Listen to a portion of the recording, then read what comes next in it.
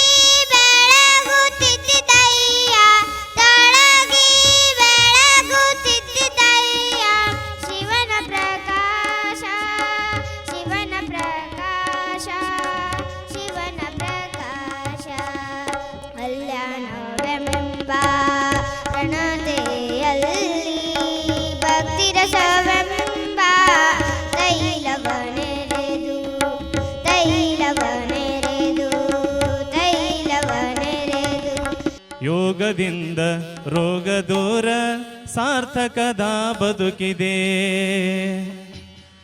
ಯೋಗ ಮಾಡಿ ಯೋಗಿಯಾಗೋ, ಯೋಗ ಮಾಡಿ ಯೋಗಿಯಾಗು, ಸಾಧನೆ ನಮ್ಮೊಡನಿದೆ. ಯೋಗ ಮಾಡಿ ಯೋಗಿಯಾಗು, ಸಾಧನೆ ನಮ್ಮೊಡನಿದೆ. ಯೋಗದಿಂದ ರೋಗ ದೂರ ಸಾರ್ಥಕದ ಬದುಕಿದೆ. ಯೋಗದಿಂದ ರೋಗ ದೂರ ಸಾರ್ಥಕದ ಬದುಕಿದೆ. ಯೋಗ ಮಾಡಿ ಯೋಗಿಯಾಗು, ಸಾಧನೆ ನಮ್ಮೊಡನಿದೆ. ಯೋಗ ಮಾಡಿ ಯೋಗಿಯಾಗು, ಸಾಧನೆ ನಮ್ಮೊಡನಿದೆ. ಯೋಗದಿಂದ ರೋಗ ದೂರ ಸಾರ್ಥಕದ ಬದುಕಿದೆ. ಕಾರ್ಯಕ್ರಮದ ಸ್ವಾಗತ ಉಪನ್ಯಾಸವನ್ನು ಅಥಣಿ ಕ್ಷೇತ್ರ ಶಿಕ್ಷಣ ಅಧಿಕಾರಿಗಳು ಶ್ರೀ MB ಮೋರಟಿಗೆ ಅವರು ನಡೆಸಿದರು. ಅತ್ಯಂತ ಪ್ರಾಚೀನ ಕಾಲದಿಂದ ಬಂದಿರತಕ್ಕಂಥ ನಮ್ಮ ಸಂಸ್ಕೃತಿ, ವೇದ, ಉಪನಿಷತ್ತು, ಮಹಾಗೀತೆಗಳ ಭಗವದ್ಗೀತೆ, ರಾಮಾಯಣ ಇತ್ಯಾದಿಯನ್ನು ತೆಗೆದುಕೊಂಡಾಗ ಪ್ರತಿಯೊಂದರಲ್ಲಿಯೂ ಕೂಡ ಮಾನವನ ಆರೋಗ್ಯ ಅತ್ಯಂತ ಪ್ರಮುಖವಾಗಿ ಮತ್ತು ಎದರಲ್ಲಿದೆ ಅಂತಕ್ಕಂಥದ್ದು ತಮಗೆಲ್ಲ ಗೊತ್ತಿದೆ. ಇವತ್ತು ಇಡೀ ವಿಶ್ವದಲ್ಲಿ ಆರೋಗ್ಯದ ದೃಷ್ಟಿಯಿಂದ ಮತ್ತು ಯೋಗದ ದೃಷ್ಟಿಯಿಂದ ಭಾರತ ದೇಶ ಅತ್ಯಂತ ಮುಂಚೂಣಿಯಲ್ಲಿದೆ ಅಂತಕ್ಕಂಥದ್ದು ತಮಗೆ ಗೊತ್ತಿದೆ. ಇವತ್ತು ನಾವು ಆಚರಣೆ ಮಾಡ್ತಕ್ಕಂಥ ಈ ಯೋಗ ದಿನಾಚರಣೆ ಇವತ್ತು ವಿಶ್ವಸಂಸ್ಥೆಯಲ್ಲಿ ಮನ್ನಣೆಯನ್ನು ಪಟ್ಟು ಅಂತಾರಾಷ್ಟ್ರೀಯ ಯೋಗ ದಿನವನ್ನಾಗಿ ಇವತ್ತಿಗೆ ಸುಮಾರು 11 ವರ್ಷಗಳಾಯಿತು. ನಮ್ಮ ದೇಶದ ಉನ್ನತ ಆಡಳಿತಾಧಿಕಾರಿಗಳು ಹಾಗೂ ರಾಜಕಾರಣಿಗಳ ಒಂದು ಪ್ರತಿಫಲವಾಗಿ ಇದು ಅಂತಾರಾಷ್ಟ್ರೀಯ ಮಟ್ಟದಲ್ಲಿ ಖ್ಯಾತಿಯನ್ನು ಪಡೆದಿರ್ತಕ್ಕಂಥದ್ದು. ಇಂಥ ಒಂದು ಕಾರ್ಯಕ್ರಮವನ್ನು ಇವತ್ತು ನಾವು ಇಡೀ ವಿಶ್ವದಲ್ಲಿ ಆಚರಣೆ ಮಾಡುವ ಹಾಗೆ, ಇಡೀ ರಾಷ್ಟ್ರದಲ್ಲಿ ಆಚರಣೆ ಮಾಡುವ ಹಾಗೆ ನಮ್ಮ ತಾಲೂಕಿನ ಆಡಳಿತದ ಪರವಾಗಿ ಅಥಣಿ ತಾಲೂಕಿನಲ್ಲಿ ಕೂಡ ನಾವು ಆಚರಣೆ ಮಾಡ್ತಾ ಇರ್ತಕ್ಕಂಥದ್ದು ಅತ್ಯಂತ ಸಂತೋಷ. ಹಾಗೂ ಈ ಕಾರ್ಯಕ್ರಮವನ್ನು ಅಥಣಿಯ ಪುರಸಭೆ ಅಧ್ಯಕ್ಷರು ಶ್ರೀಮತಿ ಶಿವಲೀಲಾ ಸ ಬುಠಾಳೆ ಅಧ್ಯಕ್ಷತೆಯನ್ನು ವಹಿಸಿದರು.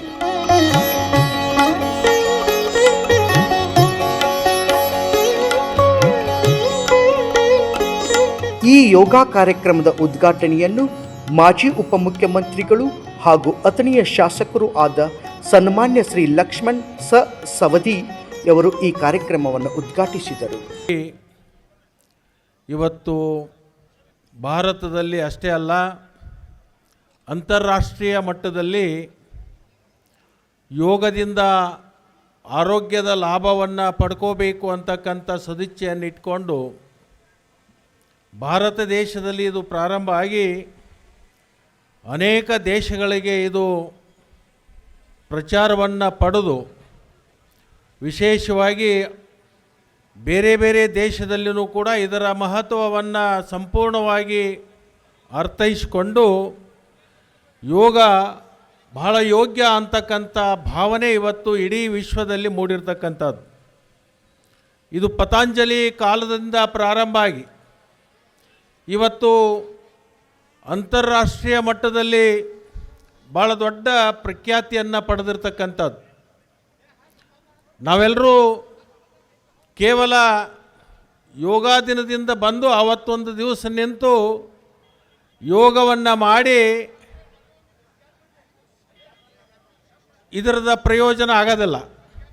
ಇದರದ ಪ್ರಯೋಜನ ಪ್ರತಿನಿತ್ಯ ಸುಮಾರು 15 ನಿಮಿಷ ಆದ್ರೂ ಕೂಡ ನಾವು ಯೋಗವನ್ನು ನಮ್ಮ ಜೀವನದ ಪದ್ಧತಿಯಲ್ಲಿ ಅಳವಡಿಸಿಕೊಂಡ್ರೆ ಬಹುತೇಕ ನನಗನ್ನಿಸುತ್ತೆ ಈ ದಿನಮಾನದಲ್ಲಿ ಭಾಳಷ್ಟು ಅದು ಅವಶ್ಯಕತೆ ಇದೆ. ನಾವು ಆರೋಗ್ಯದ ಬಗ್ಗೆ ಭಾಳಷ್ಟು ಕಾಳಜಿಯನ್ನು ವಹಿಸಬೇಕಾಗಿದೆ ಮತ್ತು ಅದು ಅತ್ಯಂತ ಅವಶ್ಯಕತೆವಾಗಿರ್ತಕ್ಕಂಥದ್ದು. ನಾವು ಗ್ರಾಮೀಣ ಪ್ರದೇಶದಲ್ಲಿ ಹೋದಾಗಲಿ ಪಟ್ಟಣದಲ್ಲಿ ಹೋದಾಗಲಿ ಇವತ್ತಿನ ದಿವಸ ಅತಿ ಹೆಚ್ಚು ರೋಗ ನಮ್ಮಲ್ಲಿ ತೊಡಗಲಿಕ್ಕೆ ಪ್ರಾರಂಭ ಮಾಡಿದೆ. ಒಂದು ಬಿ ಪಿ, ಇನ್ನೊಂದು ಶುಗರು. ಅದರ ಜೊತೆಗೆ ಭಾಳ ದೊಡ್ಡ ಆತಂಕಕಾರಿ ಸಂಗತಿ ಅಂತಂದರೆ ಕ್ಯಾನ್ಸರ್ ಅಂತಕ್ಕಂಥ ಮಹಾಮಾರಿ ಇವತ್ತು ಭಾಳ ದೊಡ್ಡ ಪ್ರಮಾಣದಲ್ಲಿ ಇವತ್ತು ಬೆಳೀತಾ ಇದೆ. ಅದನ್ನು ನಿಯಂತ್ರಣ ಮಾಡಬೇಕಾಗಿರ್ತಕ್ಕಂಥದ್ದು ನಮ್ಮೆಲ್ಲರ ಕರ್ತವ್ಯ ಮತ್ತು ಹೊಣೆಯಾಗಿದೆ. ಹಾಗೂ ಅಂತಾರಾಷ್ಟ್ರೀಯ ಯೋಗ ಗುರುಗಳು ಹಾಗೂ ಪತಂಜಲಿ ಯೋಗ ಸಮಿತಿ ರಾಜ್ಯ ಪ್ರಭಾರಿಗಳು ಶ್ರೀ ಭವರ್ಲಾಲ್ ಆರ್ಯ ಅವರು ಶಿಬಿರದಲ್ಲಿ ಭಾಗವಹಿಸಿ ಹಾಗೂ ಯೋಗ ಸಾಧಕರು ಮತ್ತು ಭಾಗಿಗಳೊಂದಿಗೆ ಯೋಗವನ್ನು ಮಾಡಿಸಿದರು.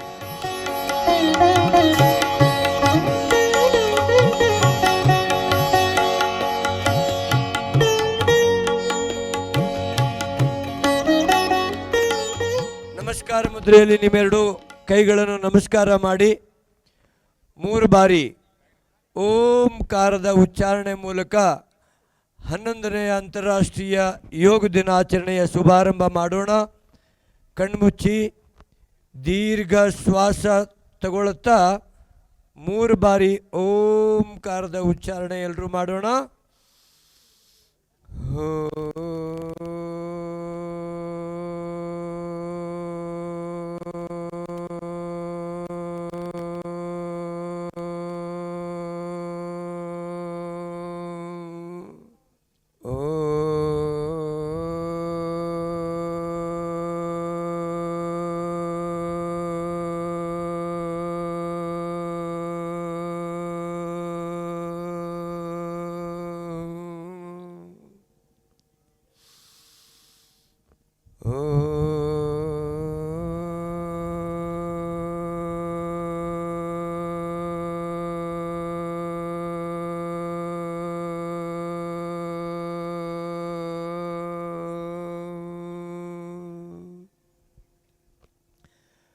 ಪ್ರಾರ್ಥನೆ. ನಾನು ಹೇಳಿದ ಮೇಲೆ ತಾವು ಪ್ರತಿಯೊಬ್ಬರು ಈ ಪ್ರಾರ್ಥನೆಯನ್ನು ಹೇಳಬೇಕು. ಸಂಗಚದ್ವಂ ಸಂವದದ್ವಂ ಸಂವೋ ಮನಾಂಸಿ ಜಾನತಾಂ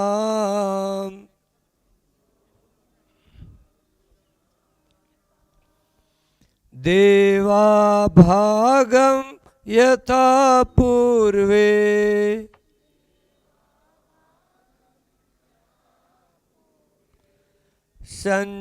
ಸಂಜಾನನಾ ಉಪಾಸತೆ.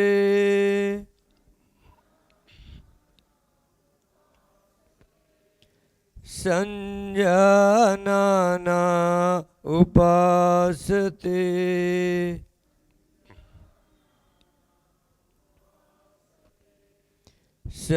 ಸಂಜಾನನಾ ಉಪಾಸತೆ.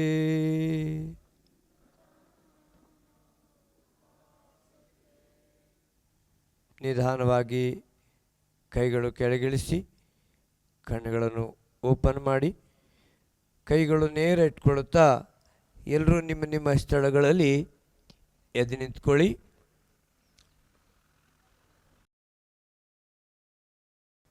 ಅಂತಾರಾಷ್ಟ್ರೀಯ ಯೋಗ ದಿನಾಚರಣೆಯ ಹಾರ್ದಿಕ ಶುಭಾಶಯಗಳು. ನಾವು 1 ಗಂಟೆ ಕಾಲ ಸಂಪೂರ್ಣವಾಗಿ ದೈಹಿಕವಾಗಿ ಮತ್ತು ಮಾನಸಿಕವಾಗಿ ಇಲ್ಲೇ ಇದ್ದುಕೊಂಡು ಈ ಯೋಗದ ಪೂರ್ಣ ಆನಂದ ಪಡೆಯೋಣ. ಮೊದಲಿಗೆ ಸೂಕ್ಷ್ಮ ವ್ಯಾಯಾಮಗಳು. ನಿಮ್ಮೆರಡೂ ಪಾದಗಳ ಮಧ್ಯೆ 2 ಇಂಚ್ ಅಂತರ ಇಟ್ಕೊಳ್ಳಿ. ಕೈಗಳು ಸೊಂಟದ ಪಕ್ಕದಲ್ಲಿ ಇಟ್ಕೊಳ್ಳಿ. ಕುತ್ತಿಗೆ ಭಾಗದ ಸೂಕ್ಷ್ಮ ವ್ಯಾಯಾಮದಿಂದ ಆರಂಭ ಮಾಡೋಣ.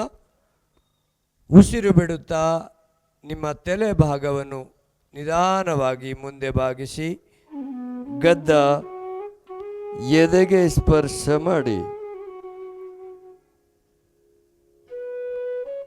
ನಿಧಾನವಾಗಿ ಉಸಿರು ತಗೊಳ್ಳುತ್ತಾ ವಾಪಸ್ ಬನ್ನಿ. ಈಗ ನಿಧಾನವಾಗಿ ನಿಮ್ಮ ತಲೆ ಭಾಗವನ್ನು ಹಿಂದೆ ಬಾಗಿಸಿ,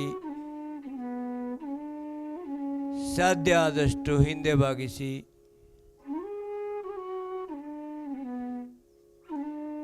ವಾಪಸ್ ಬನ್ನಿ. ಇನ್ನೂ ಒಂದು ಬಾರಿ ಉಸಿರು ಬಿಡುತ್ತಾ ಮುಂದೆ ಬಾಗಿಸಿ ನಿಮ್ಮ ಗದ್ದ ಎದೆಗೆ ಸ್ಪರ್ಶ ಮಾಡಿ. ಶ್ವಾಸ ತಗೊಳ್ಳುತ್ತಾ ನಿಧಾನವಾಗಿ ವಾಪಸ್ ಬನ್ನಿ. ಇನ್ನೊಂದು ಬಾರಿ ಹಿಂದೆ ಬಾಗಿಸಿ.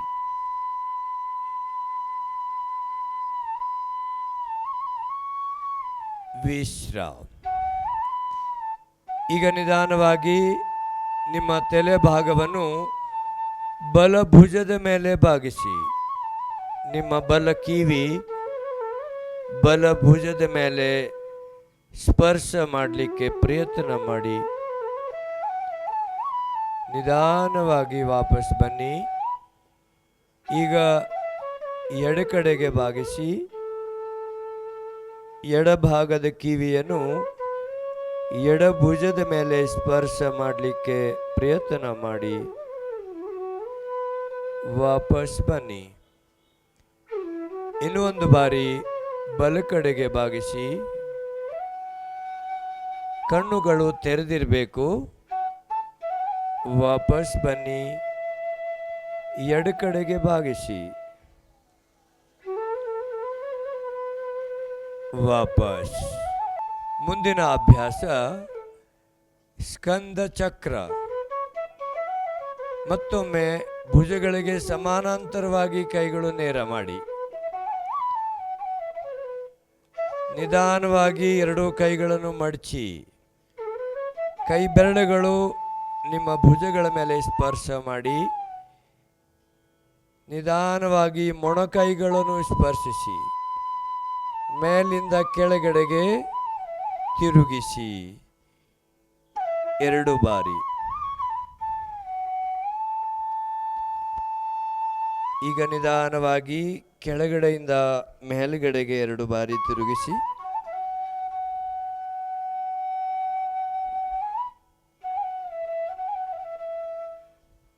ಕೈಗಳು ನೇರ ಮಾಡಿ ಕೆಳಗಿಳಿಸಿ. ವಿಶ್ರಾಂತಿ. ಈಗ ಕಟಿ ಸಂಚಾಲನ. ಕಟಿ ಅಂದರೆ ನಮ್ಮ ಸೊಂಟ. 2 ಕಾಲಗಳ ಮಧ್ಯೆ 1 ಅಡಿ ಅಂತರ. ಕೈಗಳು ನೇರ ಮಾಡಿ. ನಿಧಾನವಾಗಿ ಬಲ ಕಡೆಯಿಂದ ಹಿಂದೆ ತಿರುಗಿ. ಬಲ ಕೈ ಬೆರಳುಗಳನ್ನು ನೋಡಿ.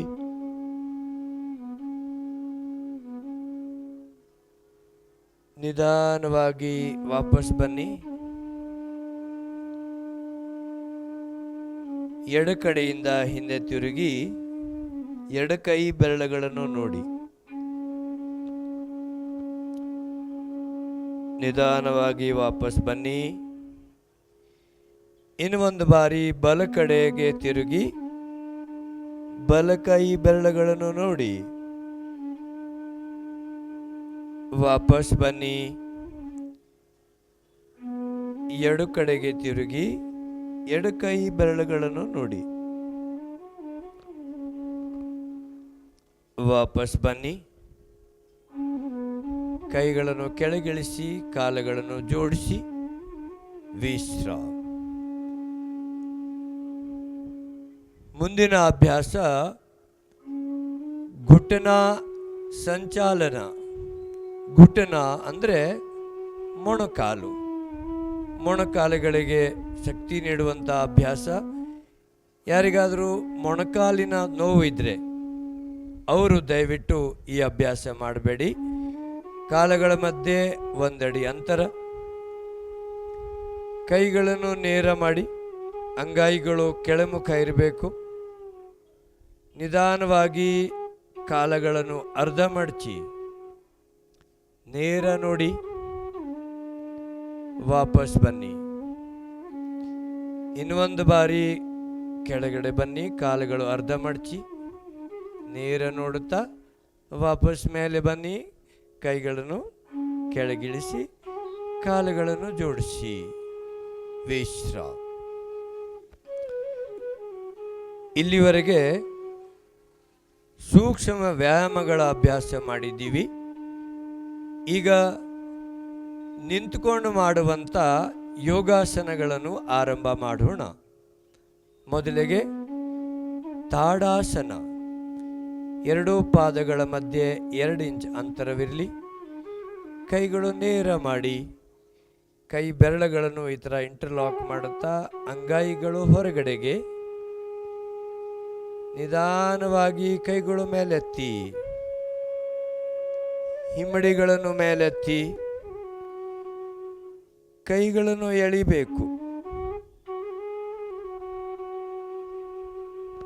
ಕೈಗಳನ್ನು ಎಳಿಬೇಕು, ಸಾಧ್ಯ ಆದಷ್ಟು ಎಳ್ಕೋಬೇಕು. ವಾಪಸ್ ಬನ್ನಿ. ಇನ್ನೊಂದು ಬಾರಿ ಕೈಗಳು ನೇರ ಮಾಡಿ, ಅಂಗೈಗಳು ಆಕಾಶದ ಕಡೆ ಇರಬೇಕು. ನಿಮ್ಮ ದೃಷ್ಟಿ ನೇರ ಇರಬೇಕು. ವಾಪಸ್ ಬನ್ನಿ. ವಿಶ್ರಾಮ. ಬನ್ನಿ. ಮುಂದಿನ ಅಭ್ಯಾಸ ವೃಕ್ಷಾಸನ, ಟ್ರೀ ಪೋಸ್. ನಮ್ಮ ದೇಹದ ಆಕೃತಿ ಗಿಡ, ಮರದ ಥರ ಆಗುತ್ತೆ. ಎಡಕಾಲ ಕೆಳಗಡೆ, ನಿಧಾನವಾಗಿ ಬಲ ಪಾದ ಎಡ ತೊಡೆಯ ಮೇಲೆ ಇಟ್ಕೊಳ್ಳಿ. ಎರಡೂ ಕೈ ಮೇಲೆ ಎತ್ತಿ ನಮಸ್ಕಾರ ಮಾಡಿ. ಬಲ ತೊಡೆಯ ಮೇಲೆ ಎಡ ಪಾದ ಇಟ್ಕೊಳ್ಳಿ. ಕೈಗಳು ಮೇಲೆತ್ತಿ. ಪರಿಸರದ ಸಂರಕ್ಷಣೆ ನಮ್ಮೆಲ್ಲರ ಹೊಣೆ.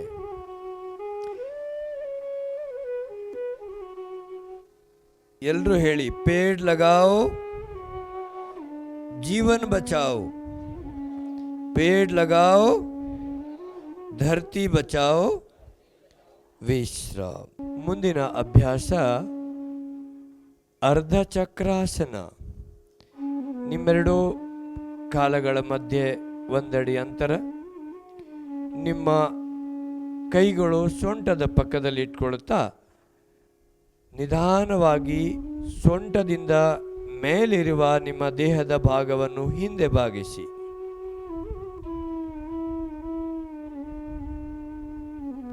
ಯಾರಿಗಾದರೂ ತಲೆ ಚಕ್ರ ಬರ್ತಾ ಇದ್ರೆ ಅವರು ಈ ಅಭ್ಯಾಸ ಮಾಡಬಾರ್ದು.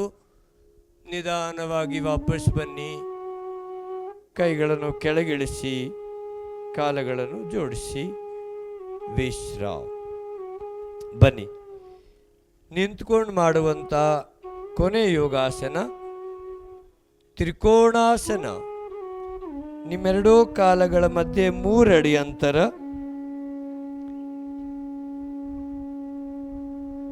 ನಿಮಗೆ ಸುಲಭವಾಗಿ ನಿಂತುಕೊಳ್ಳಲಿಕ್ಕೆ ಎಷ್ಟು ಅಗಲ ಬೇಕೋ ಅಷ್ಟು ಕಾಲುಗಳನ್ನು ಅಗಲಿಸಿ ಕೈಗಳು ಭುಜಗಳಿಗೆ ಸಮಾನಾಂತರವಾಗಿ ನೇರ ಮಾಡಿ, ಅಂಗೈಗಳು ಮುಂದೆ ಇರಬೇಕು. ಬಲಪಾದ ಬಲಕಡೆಗೆ ತಿರುಗಿಸಿ, ಬಲಪಾದ ಬಲಕಡೆಗೆ ತಿರುಗಿಸಿ,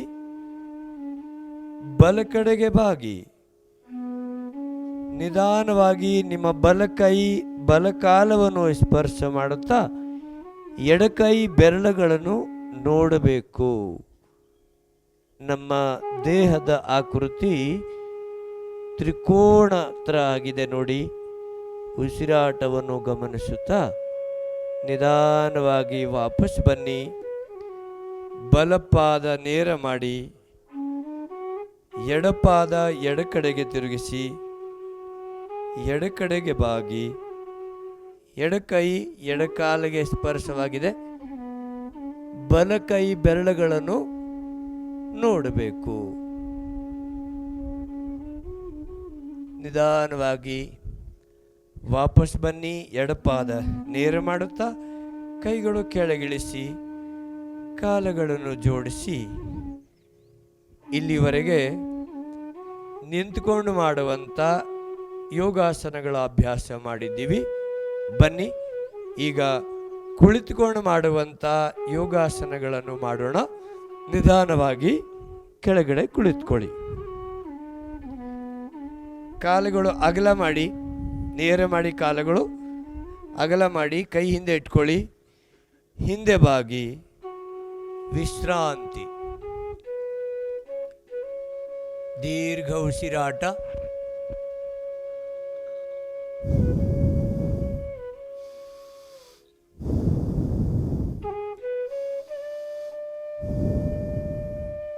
ಬನ್ನಿ, ಕಾಲುಗಳು ಜೋಡಿಸಿ, ಅಂಗೈಗಳು ನಿಮ್ಮ ನೆತ್ತಮಗಳ ಪಕ್ಕದಲ್ಲಿ ಇಟ್ಕೊಳ್ಳಿ. ದಂಡಾಸನ. ಕುಳಿತುಕೊಂಡು ಮಾಡುವಂಥ ಯೋಗಾಸನಗಳನ್ನು ದಂಡಾಸನದಿಂದನೇ ಆರಂಭ ಮಾಡೋಣ. ಈಗ ನಾವು ಮಾಡೋಣ ಭದ್ರಾಸನ. ಎರಡೂ ಪಾದಗಳನ್ನು ಜೋಡಿಸಿ, ನಿಮ್ಮ ಕೈಗಳಿಂದ ಕಾಲಿನ ಬೆರಳುಗಳನ್ನು ಈ ಥರ ಹಿಡಿಬೇಕು. ಕಾಲುಗಳು ನೆಲದ ಮೇಲೆ ಸ್ಪರ್ಶ ಮಾಡಲಿಕ್ಕೆ ಪ್ರಯತ್ನ ಮಾಡಬೇಕು. ದಯವಿಟ್ಟು ಯಾರೂ ಒತ್ತಾಯ ಮಾಡಿ ಅಭ್ಯಾಸ ಮಾಡಬಾರದು. ನಿಮ್ಮ ಶಕ್ತಿ ಸಾಮರ್ಥ್ಯಕ್ಕೆ ಅನುಗುಣವಾಗಿ ಅಭ್ಯಾಸ ಮಾಡಬೇಕು. ಯಾರಿಗಾದರೂ ಆರ್ಥರೈಟಿಸ್ ಸಮಸ್ಯೆ ಇರೋರು ಈ ಅಭ್ಯಾಸ ಮಾಡಬಾರದು. ವಿಶ್ರಾಮ್. ಕಾಲುಗಳನ್ನು ನೇರ ಮಾಡಿ. ಬನ್ನಿ, ಮುಂದಿನ ಅಭ್ಯಾಸ ಪಾದಗಳು ನೇರ, ಕಾಲುಗಳು ನೇರ, ನಿಮ್ಮ ಅಂಗೈಗಳು ನಿತಂಬಗಳ ಪಕ್ಕದಲ್ಲಿ ಇಟ್ಕೊಳ್ತಾ ಮುಂದಿನ ಅಭ್ಯಾಸ ವಜ್ರಾಸನ. ವಜ್ರದ ತರಹ ನಮ್ಮ ದೇಹ ಗಟ್ಟಿ ಇರಬೇಕು, ಹೂವಿನ ಥರ ಕೋಮಲವಾಗಬೇಕು, ವಜ್ರ ಥರ ಕಠೋರವಾಗಬೇಕು ನಮ್ಮ ದೇಹ. ಜೊತೆಗೆ ಆಹಾರ ಸೇವನೆ ಮಾಡಿದ ತಕ್ಷಣ ಮಾಡಬಹುದಾದ ಏಕೈಕ ಅಭ್ಯಾಸ ವಜ್ರಾಸನ. ಬೇರೆ ಎಲ್ಲ ಆಸನಗಳು ಊಟ ಮಾಡಿದ 4-5 ಗಂಟೆಗಳ ನಂತರ ಮಾಡಬೇಕು. ಆದರೆ ಈ ವಜ್ರಾಸನ ಊಟ ಮಾಡಿದ ತಕ್ಷಣ ಅವಶ್ಯ ಮಾಡಬೇಕು. ಸ್ವಲ್ಪ ಎಡಕಡೆ ಬಾಗಿ, ಬಲಕಾಲ ಮಡಚಿ, ಬಲಕಡೆ ಬಾಗಿ, ಎಡಕಾಲ ಮಡಚಿ. ವಜ್ರಾಸನ. ನಿಮ್ಮ ಅಂಗೈಗಳು ತೊಡೆಗಳ ಮೇಲೆ ಇಟ್ಕೊಳ್ಳಿ. ಬೆನ್ನು ನೇರ, ಕಣ್ಣುಗಳನ್ನು ಮುಚ್ಚಿ. ವಜ್ರಾಸನದ ಅಭ್ಯಾಸ ನಮ್ಮ ಜೀರ್ಣ ಶಕ್ತಿಯನ್ನು ಬಲಿಷ್ಠಗೊಳಿಸುತ್ತೆ. ನಮ್ಮ ಡೈಜೆಸ್ಟಿವ್ ಸಿಸ್ಟಮ್ ಏನಿದೆ ಅದನ್ನು ಸ್ಟ್ರಾಂಗ್ ಮಾಡುವಂಥ ಅಭ್ಯಾಸ ವಜ್ರಾಸನ. ಬನ್ನಿ, ನಿಧಾನವಾಗಿ ಮೊಣಕಾಲುಗಳ ಮೇಲೆ ಎದ್ದು ನಿಂತ್ಕೊಳ್ಳಿ. ಮುಂದಿನ ಅಭ್ಯಾಸ ಅರ್ಧ ಉಷ್ಟ್ರಾಸನ. ನಿಮ್ಮ ಸೊಂಟದ ಪಕ್ಕದಲ್ಲಿ ಎರಡೂ ಕೈಗಳನ್ನು ಇಟ್ಕೊಳ್ಳಿ. ಸೊಂಟದ ಭಾಗಕ್ಕಾಗಿ ಅದ್ಭುತ ಲಾಭ ನೀಡುವಂಥ ಅಭ್ಯಾಸ ಅರ್ಧ ಉಷ್ಟ್ರಾಸನ. ನಿಧಾನವಾಗಿ ಸೊಂಟದಿಂದ ಮೇಲಿರುವ ನಿಮ್ಮ ದೇಹವನ್ನು ಹಿಂದೆ ಬಾಗಿಸಿ.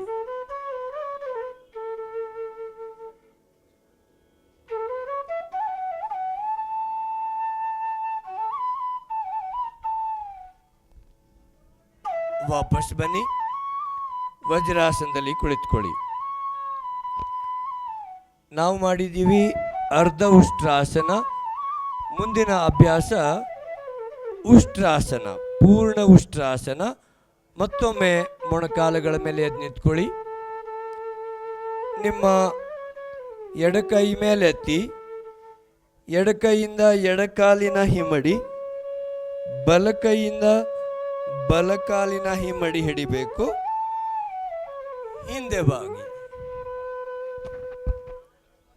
ದಯವಿಟ್ಟು ಯಾರೋ ಮಾತಾಡಬೇಡಿ, ತುಂಬ ಜನ ಮಾತಾಡ್ತಾ ಇದ್ದೀರಾ.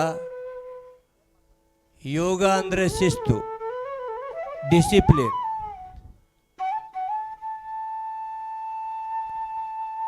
ಉಷ್ಟ್ರ ಅಂದರೆ ಒಂಟೆ, ಕ್ಯಾಮಲ್, ಊಟ್. ವಾಪಸ್ ಬನ್ನಿ. ನಮ್ಮ ದೇಹದ ಆಕೃತಿ ಒಂಟೆ ಥರ ಆಗಿತ್ತು. ವಾಪಸ್ ಬನ್ನಿ. ಬನ್ನಿ. ಈಗ ಕಾಲುಗಳನ್ನು ವಜ್ರಾಸನದಲ್ಲಿ ಇದ್ದುಕೊಂಡು ಅಗಲ ಮಾಡಿ, ಸಾಧ್ಯ ಆದಷ್ಟು ಅಗಲ ಮಾಡಿ. ಅಂಗೈಗಳು ನೆಲದ ಮೇಲೆ ಇಟ್ಕೊಳ್ಳಿ. ಮುಂದಿನ ಅಭ್ಯಾಸ ಶಶಾಂಕಾಸನ. ನಮ್ಮ ಕಾಲುಗಳನ್ನು, ನಮ್ಮ ಕೈಗಳನ್ನು ಹಾಗೂ ಎದೆ ಭಾಗವನ್ನು ಬಲಿಷ್ಠಗೊಳಿಸುವಂಥ ಅಭ್ಯಾಸ ಶಶಾಂಕಾಸನ. ಶಶಾಂಕ ಅಂದರೆ ಮಲ, ಖರ್ಗೋಶ್, ರೇಬಿಟ್. ಅಪ್ಪ ಎಷ್ಟು ಮಾತಾಡ್ತಿ?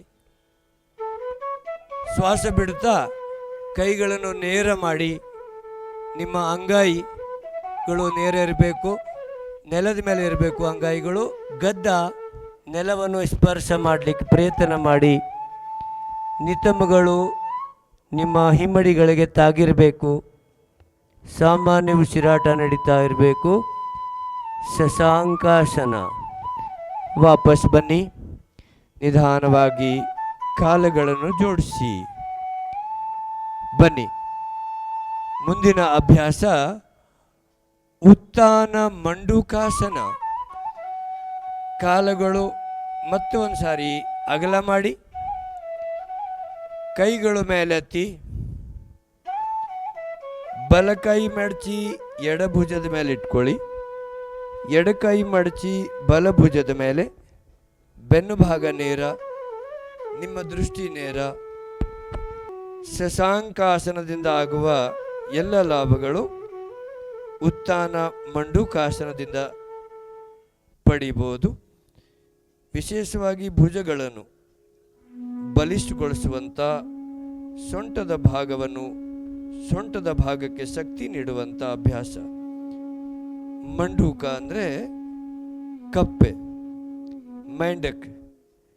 ಕೆಲವು ಕ್ಷಣಗಳ ನಾವೆಲ್ಲರೂ ಕಪ್ಪೆಗಳಾಗಿದ್ದೀವಿ. ಬನ್ನಿ.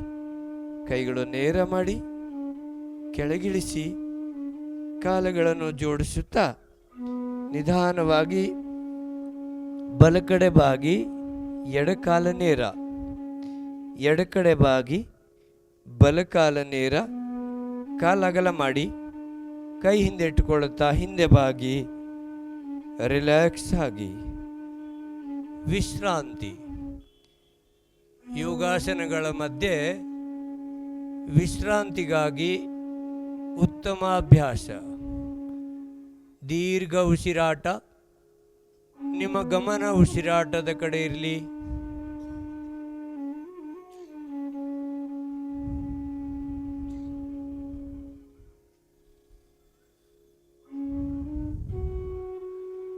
ವಿಶ್ರಾಮ್. ವಾಪಸ್ ಬನ್ನಿ. ಈಗ ಕಾಲುಗಳನ್ನು ಜೋಡಿಸಿ ನಾವು ಮಾಡೋಣ ವಕ್ರಾಸನ. ಎಡಕಾಲ ನೇರ ಇಟ್ಕೊಳ್ಳಿ, ಬಲಕಾಲ ಮಡಚಿ, ಬಲಕೈ ಹಿಂದೆ ಇಟ್ಕೊಳ್ಳುತ್ತಾ ಎಡಕೈ ಹೊಟ್ಟೆ ಮತ್ತು ತೊಡೆಯ ಮಧ್ಯದಿಂದ ಬಲ ಪಾದದ ಪಕ್ಕದಲ್ಲಿ ನಿಮ್ಮ ಎಡಕೈ ಇಟ್ಕೊಳ್ಳಿಕ್ಕೆ ಪ್ರಯತ್ನ ಮಾಡಿ. ವಾಪಸ್. ಈಗ ಬಲಕಾಲ ನೇರ ಮಾಡುತ್ತಾ ಎಡಕಾಲ ಮಡಚಿ, ಎಡಕೈ ಹಿಂದೆ, ಬಲಕೈ ಹೊಟ್ಟೆ ಮತ್ತು ತೊಡೆಯ ಮಧ್ಯದಿಂದ ಎಡಪಾದದ ಪಕ್ಕದಲ್ಲಿ ನಿಮ್ಮ ಬಲಕೈ ಇಟ್ಕೊಳ್ಳಿ.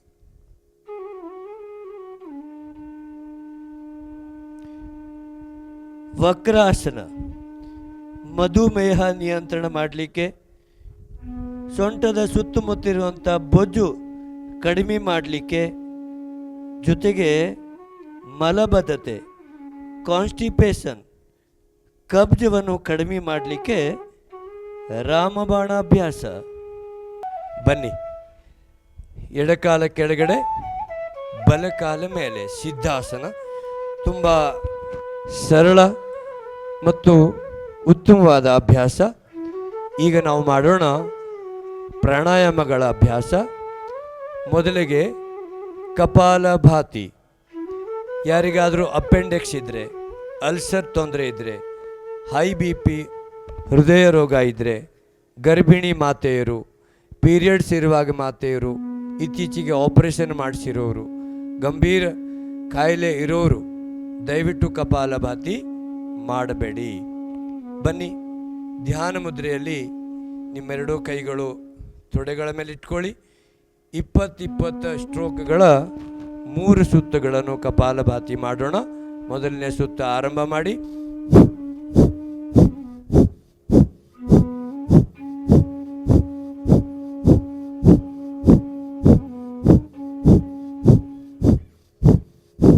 ನಿಲ್ಲಿಸಿ. ಇನ್ನು ಒಂದು ಬಾರಿ.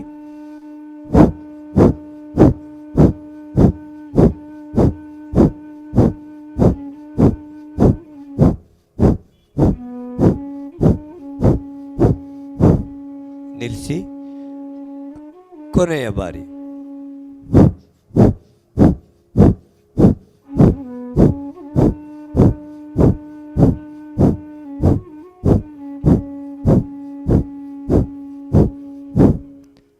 ವಿಶ್ರಾಮ್. ಕಪಾಲಭಾತಿ ಪ್ರಾಣಾಯಾಮ ಮಲಬದ್ಧತೆ, ವಿಶೇಷವಾಗಿ ಕಾನ್ಸ್ಟಿಪೇಷನ್ ನಿವಾರಣೆ ಮಾಡುತ್ತದೆ. ಮಧುಮೇಹ ಕನಿಷ್ಠ 15 ನಿಮಿಷ ಪ್ರತಿದಿನ ನಾವು ನಿರಂತರ ಅಭ್ಯಾಸ ಮಾಡಿದರೆ ಮಧುಮೇಹ ನಿಯಂತ್ರಣಕ್ಕೆ ಬರುತ್ತೆ. ಜೊತೆಗೆ ನಮ್ಮ ಬೊಜ್ಜು, ಒಬೆಸಿಟಿ, ತೂಕ ಕಡಿಮೆ ಮಾಡಲಿಕ್ಕೆ ಸಹ ಈ ಕಪಾಲಭಾತಿ ಪ್ರಾಣಾಯಾಮ ತುಂಬ ಉತ್ತಮ. ಆದರೂ ಕಾಯಿಲೆ ಇರುವಂಥವರು ದಯವಿಟ್ಟು ನಿಮ್ಮ ವೈದ್ಯರನ್ನು ವಿಚಾರಿಸಿ ಅಭ್ಯಾಸ ಮಾಡಬೇಕು. ನಿಮ್ಮ ಮುಖಮಂಡಲದ ಮೇಲೆ ಕಪಾಲಭಾತಿ, ಕಪಾಲ ಅಂದರೆ ಕಪಾಳ, ಭಾತಿ ಅಂದರೆ ಬೆಳಕು, ಓಜಸ್ಸು, ತೇಜಸ್ಸು, ಕಾಂತಿ. ಮುಖಮಂಡಲದ ಮೇಲೆ ಯಾವುದೇ ಡೆಂಟಿಂಗ್ ಪೇಂಟಿಂಗ್ ಮಾಡಬೇಕಾಗಿಲ್ಲ. 15 ನಿಮಿಷ ನಾವು ನಿತ್ಯ ಕಪಾಲಭಾತಿ ಮಾಡಿದರೆ ನ್ಯಾಚುರಲ್ ಬ್ಯೂಟಿನೆಸ್, ಪ್ರಾಕೃತಿಕ ಸೌಂದರ್ಯ ನಮ್ಮ ಮುಖದ ಮೇಲೆ ಬರ್ತದೆ. ಮುಂದಿನ ಅಭ್ಯಾಸ ಅನುಲೋಮ ವಿಲೋಮ. ಇದಕ್ಕೆ ನಾಡಿ ಶೋಧನ ಪ್ರಾಣಾಯಾಮ ಸಹ ಹೇಳ್ತಾರೆ. ಎಡಕೈ ಧ್ಯಾನ ಮುದ್ರೆಯಲ್ಲಿ ಬಲಕೈ ಮೇಲೆತ್ತಿ ನಿಮ್ಮ ಮೂಗಿನ ಬಲಹೊಳ್ಳೆ ಹೆಬ್ಬೆರಳು ಮೂಲಕ ಬಂದ್ ಮಾಡಿ ಎಡಹೊಳ್ಳೆಯಿಂದ ಶ್ವಾಸ ನಿಧಾನವಾಗಿ ಒಳಗಡೆ ಎಳ್ಕೋಬೇಕು. ಈಗ ಮಧ್ಯದ ಬೆರಳು ಮತ್ತು ಉಂಗುರದ ಬೆರಳದಿಂದ ಮೂಗಿನ ಎಡಹೊಳ್ಳೆ ಬಂದ್ ಮಾಡುತ್ತಾ ಬಲಹೊಳ್ಳೆಯಿಂದ ಶ್ವಾಸ ಬಿಡಿ. ಮತ್ತೆ ಬಲ ಹೊಳ್ಳೆಯಿಂದ ಶ್ವಾಸ ತಗೋಬೇಕು, ಎಡಹೊಳ್ಳೆಯಿಂದ ಬಿಡಬೇಕು.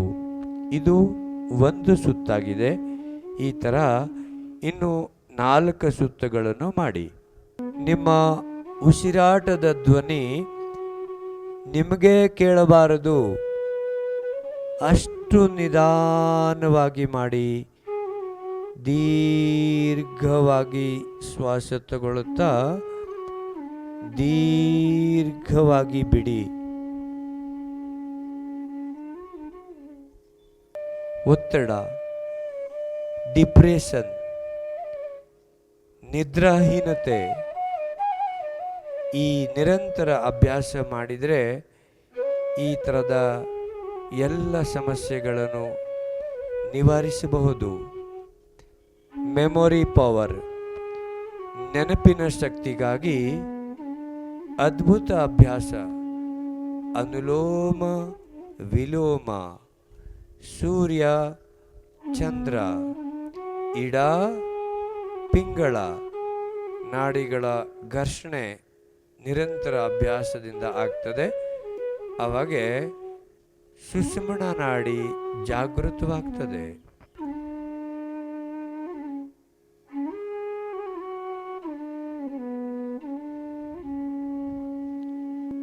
ಇದರ ಪೂರ್ಣ ಲಾಭಕ್ಕಾಗಿ 15 ನಿಮಿಷದವರೆಗೆ ಅನುಲೋಮ ವಿಲೋಮ ನಾಡಿ ಶೋಧನ ಅವಶ್ಯ ಮಾಡಬೇಕು. ನಿಮ್ಮ ಮೂಗಿನ ಎಡ ಹೊಳ್ಳೆಯಿಂದ ಉಸಿರು ಬಿಡುತ್ತಾ ನಿಧಾನವಾಗಿ ನಿಲ್ಲಿಸಿ, ಕೈಗಳು ಕೆಳಗಿಳಿಸಿ. ಮುಂದಿನ ಅಭ್ಯಾಸ ಶೀತಲಿ ಪ್ರಾಣಾಯಾಮ. ಶೀತಲಿ ಕೋಲ್ಡ್, ಥಂಡ.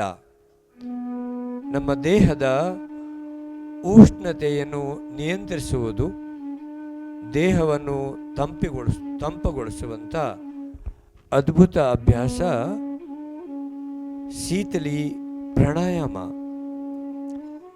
ನಾವು ಪ್ರಯಾಣ ಮಾಡುವಾಗೆ ಒಂದು ವೇಳೆ ನಮ್ಮ ಕಡೆ ನೀರಿರಲಿಲ್ಲ, ತುಂಬ ನೀರಡಿಕೆ ಆಗಿದೆ, 11 ಬಾರಿ ತಾವು ಈ ಶೀತಲಿ ಮಾಡಿದರೆ 1 ಲೋಟ ನೀರು ಕುಡಿದಷ್ಟು ಸಮಾಧಾನ ಈ ಅಭ್ಯಾಸದಿಂದ ತಾವು ಪಡಿಬೋದು. ನಾಲಿಗೆ ಹೊರಗಡೆ ಚಾಚಿ ನಾಲಿಗೆ ಮೂಲಕ ಶ್ವಾಸ ಎಳ್ಕೋಬೇಕು, ಮೂಗಿನ ಮೂಲಕ ಹೊರಗಡೆ ಬಿಡಬೇಕು. ಶೀತಳಿ ಮಾಡೋಣ. ನಾಲಿಗೆ ಹೊರಗಡೆ ಚಾಚಿ ಮೂಗಿನ ಮೂಲಕ ಹೊರಗಡೆ ಬಿಡಿ. ಇನ್ನು ಒಂದು ಬಾರಿ.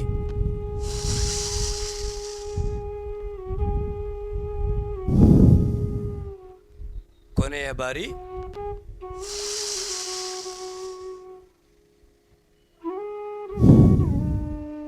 ವಿಶ್ರಾಮ. ಮುಂದಿನ ಅಭ್ಯಾಸ ಭ್ರಾಮರಿ ಪ್ರಾಣಾಯಾಮ. ಕೈ ಕೆಳಗಿರಲಿ, ಕೈ ಕೆಳಗಿರಲಿ. 2 ಥರ ಇದೆ. ಮೊದಲಿಗೆ ಧ್ಯಾನ ಮುದ್ರೆಯಲ್ಲಿ ಭ್ರಾಮರಿ 2 ಬಾರಿ, ನಂತರ ಸಣ್ಮುಖಿ ಮುದ್ರೆಯಲ್ಲಿ ಭ್ರಾಮರಿ 2 ಬಾರಿ ಮಾಡೋಣ. ಧ್ಯಾನ ಮುದ್ರೆಯಲ್ಲಿ ನಿಮ್ಮ ಕಂಠ ಮತ್ತು ಮೂಗು ಎರಡೂ ಕಡೆಯಿಂದ ಏಕಕಾಲಕ್ಕೆ ಗುಂಗಾಡಿ ಸೌಂಡ್, ಭ್ರಾಮರ ಸೌಂಡ್ ಮಾಡುತ್ತಾ ದೇಹದಲ್ಲಿ ವಿಶೇಷವಾಗಿ ತಲೆ ಭಾಗದಲ್ಲಿ ಕಂಪನವಾಗಬೇಕು. ವೈಬ್ರೇಷನ್ಸ್ ನೀವು ಅನುಭವಿಸುತ್ತಾ ಈ ಭ್ರಾಮರಿಯನ್ನು ಮಾಡೋಣ. ಕಣ್ಮುಚ್ಚಿ, ಕೈಗಳು ಧ್ಯಾನ ಮುದ್ರೆಯಲ್ಲಿ ಇರಲಿ. ಶ್ವಾಸ ನಿಧಾನವಾಗಿ ಒಳಗಡೆ ಎಳ್ಕೋಬೇಕು.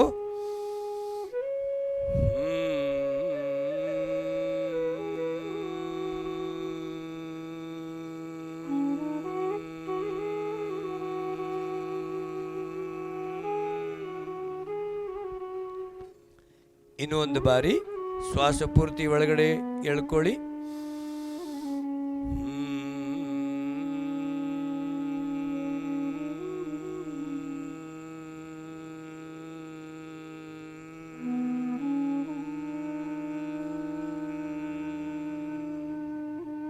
ನಿಲ್ಲಿಸಿ. ಈಗ ನಾವು ಮಾಡೋಣ ಸಣ್ಮುಖಿ ಮುದ್ರೆಯಲ್ಲಿ ಭ್ರಾಮರಿ ಪ್ರಾಣಾಯಾಮ. ಕಿರುಬೆರಳು, ಉಂಗುರದ ಬೆರಳು, ಮಧ್ಯದ ಬೆರಳು ಕಣ್ಣುಗಳ ಮೇಲೆ, ತೋರು ಬೆರಳುಗಳು ಹಣೆ ಮೇಲೆ, ಹೆಬ್ಬೆರಳುಗಳ ಮೂಲಕ ಕಿವಿಗಳನ್ನು ಮುಚ್ಚಿ ಶ್ವಾಸ ಪೂರ್ತಿ ಒಳಗಡೆ ಎಳೆಯುತ್ತಾ ಭ್ರಾಮರಿ ಪ್ರಾಣಾಯಾಮ ಸಣ್ಮುಖಿ ಮುದ್ರೆಯಲ್ಲಿ 2 ಬಾರಿ ಮಾಡೋಣ.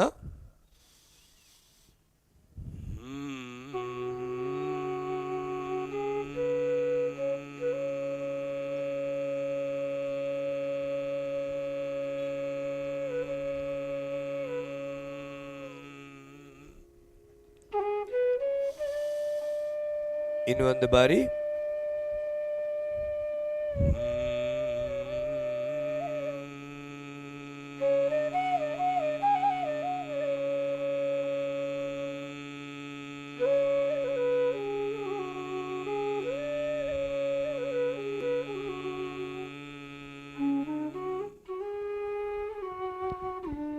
ಕಣ್ಮುಚ್ಚಿರಬೇಕು, ಕಣ್ಮುಚ್ಚಿರಬೇಕು. ಕೈಗಳು ಕೆಳಗಡೆ ತಗೊಳ್ಳಿ.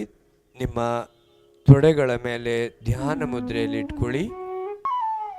ದೇಹದಲ್ಲಿರುವ 72,72,210 ಸೂಕ್ಷ್ಮನರ ನಾಡಿಗಳು ಚೇತನಗೊಳ್ಳುತ್ತಾ ಇದೆ, ಜಾಗೃತವಾಗ್ತಾ ಇದೆ.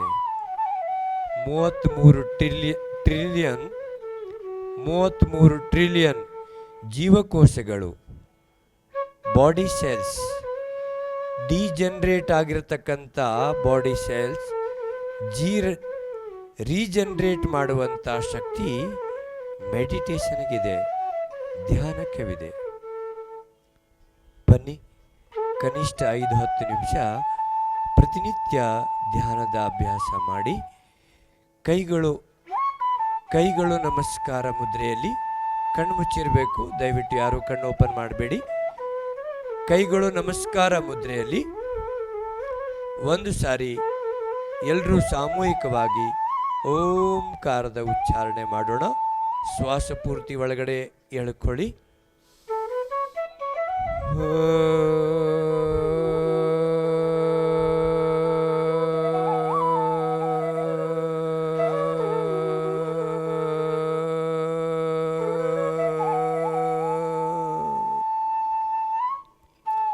ಶಾಂತಿ ಪಾಠ, ಪ್ರಾರ್ಥನೆ ನಾನು ಹೇಳಿದ ಮೇಲೆ ತಾವು ಎಲ್ಲರೂ ಅನುಕರಣೆ ಮಾಡಿ.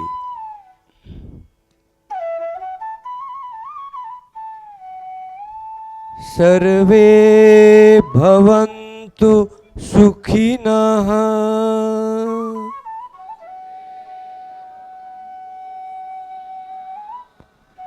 ಸರ್ವೇ ಸಂತು ನಿರಾಮಯ,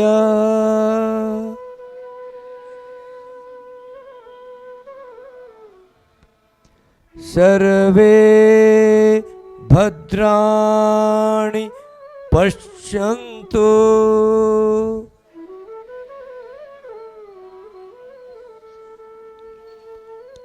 ಮಾ ಕಚಿತ್ ದುಃಖ ಭಾಗ್ ಭವೇತ್.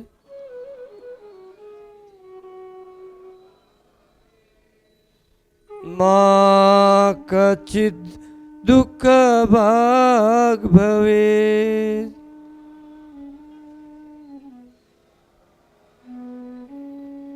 ಮಾ ಕಚಿತ್ ದುಃಖ ಭಾಗ್ ಭವೇತ್.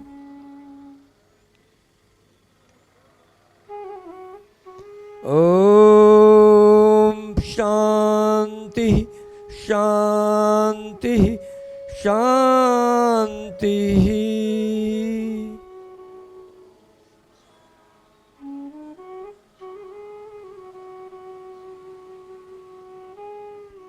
ಕೈಗಳು ಮೇಲೆತ್ತಿ, ಅಂಗೈಗಳನ್ನು ಜೋರಾಗಿ ಘರ್ಷಣೆ ಮಾಡಿ, ನಿಧಾನವಾಗಿ ನಿಮ್ಮ ಕಣ್ಣುಗಳ ಮೇಲೆ ಸ್ಪರ್ಶ ಮಾಡಿ. ಬನ್ನಿ. बोलो भारत माता की, कर्नाटक माता की, सभी संत महापुरुषों की, आज के आनंद की. आनंद आया?